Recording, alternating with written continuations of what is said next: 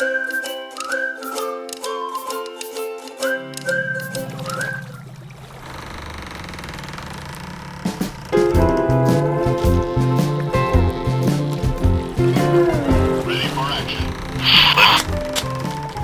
for action. Let's take this way to... Ready for action. Let's take this way to the sky. Whoa. Ew.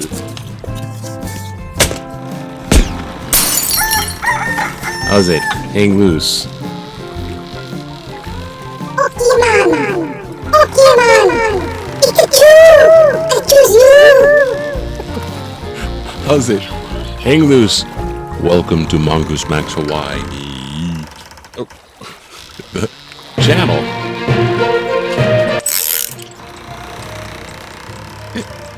Yes, it's National whatever Pokemon Day, or is it International Pokemon Day? It's all over the place.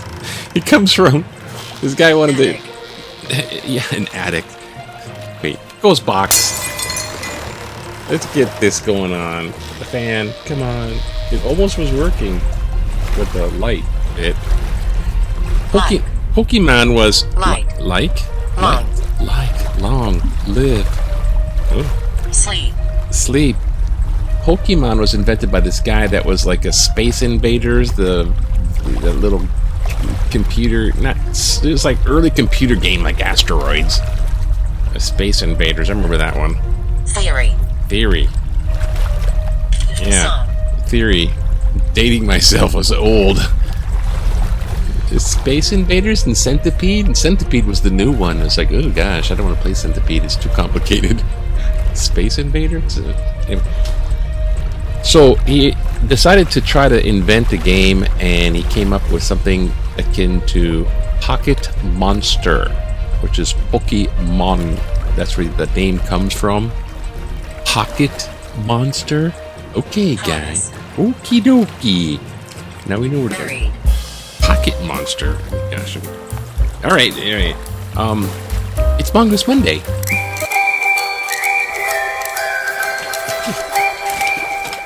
And everyone's wondering where the COVID-19 came from. Was it leaked out of the lab in Wuhan? Someone got sick and then went out across the street to the food mart? Was it a bat that bit someone in the butt? It came from my nose. That's where it came. But they're declaring it officially. Well, they're trying to be official about it so they can present it to Congress. That's how they're thinking. And then, oh God, because the Chinese weather balloons and China might help Russia. No. No Russia help from China. No. We don't want China and Russia to think that they're best bonded buddies, which they are. Because when Russia fell apart and got bankrupt by Reagan in this space war, when Russia tried to keep up with the missile expenditure and they bankrupted themselves, you tear the wall down. Then we could have made friends because they were economically distraught, and we didn't. We kept them at bay. It was the chance that we blew. And then Russia went to China because Russia got oil. China need oil. Ooh, we profit now. Okay, political science aside, here's the news here. Let's just look at the news. Look, Red Hill. Again?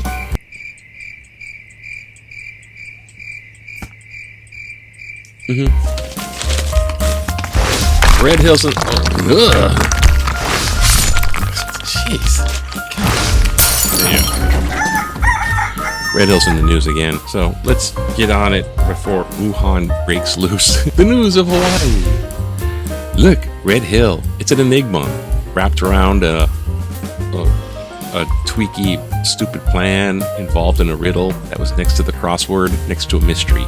The Navy awarded a no-bid contract to Nakupuna cause to conduct public outreach, because Navy has no public outreach that's working well because they're just trying to whitewash people and drag them along. So they're gonna hire these guys, Nakapuna. The company needs to solicit and consider ideas received from the community. So they're gonna hire someone to deal with the public who are protesting. The mayor is offering a 5-point plan for the homeless. Give them homes. The little teeny tiny homes. They're like Lego homes. They're the size of a box. What is that? It's pretty funny, the size of a box. And I don't know, that whole thing is that's like, this is like solve immigration. Okay, what else is going on? Okay, this guy finally, he's like 100 years old, something like that. He's a recognized centenarian. Centurion's a little different. It's like ancient Rome. But here we go.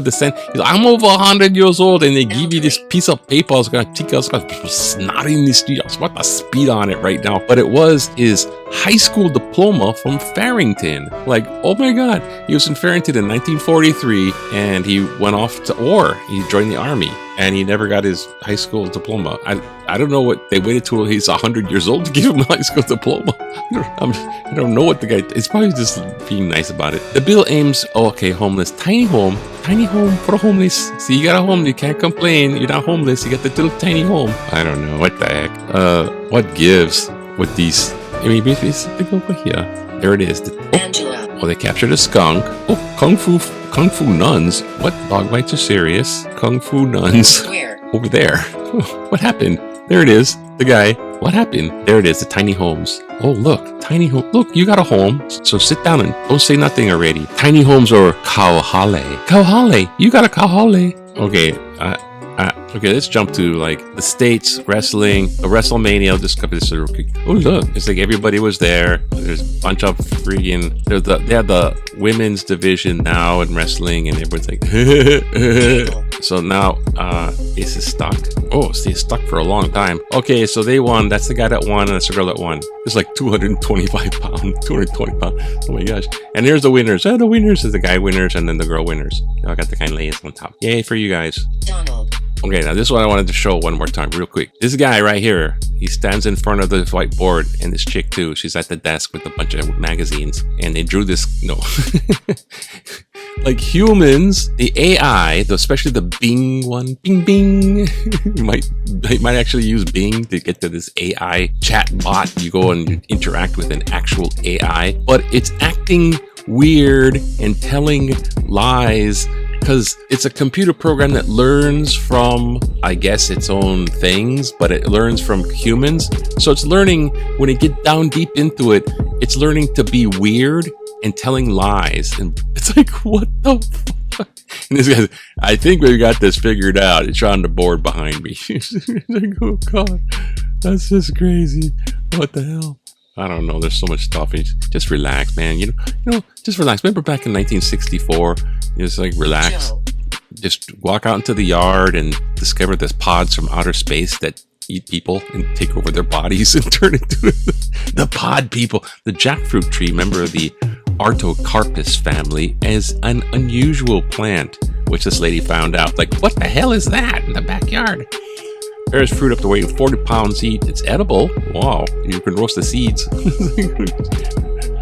It's like, we're going to have jackfruit plant for a month. Higher. Oh, there's the Kung Fu nuns. Kung Fu nuns. Okay. We just won't bother the Kung Fu nuns. They are practicing. Oh, gosh. Okay, what's this kid, right? Come on. Okay, political cartoon. Industrial military complex sending off helium balloons because the planes shoot them down. Oh, look, the helium balloon, shoot them down. And they get $400,000 under contract missiles. Oh, we get the Sidewinder missiles. Oh, put up more balloons, we get more money. Industrial military complex. Okay, come on, this thing stay broken. Still yet. The wind. There's so much wind. It's gonna be 40-mile-an-hour winds. All week long, 40-mile-an-hour winds all week long, just blowing away the airwaves. That's what it's doing. It's blowing away their connection here. The speed bumps aren't going to help with the traffic, run over people. Okay, here we go. This one.